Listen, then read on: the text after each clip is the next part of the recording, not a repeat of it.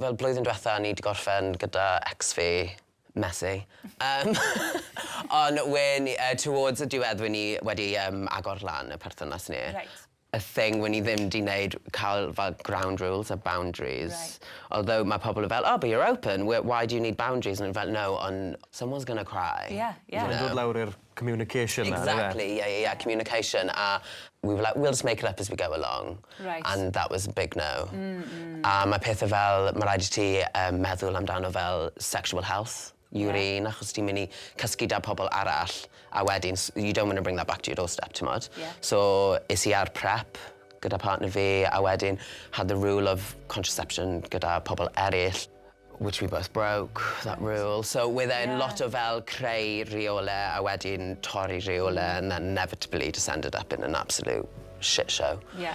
A dwi wedi dysgu o hwnna nawr, a dwi'n meddwl mae rhaid ti siarad am beth sydd, like, no one's a mind reader. Cael y sgwrs yna o'r dechrau yn neud yn siŵr bod chi ar yr un tudalen. Ydy o'n rhywbeth fysa ti'n gwneud eto yn gwybod hynna i gyd? Definitely. Yeah. Yeah.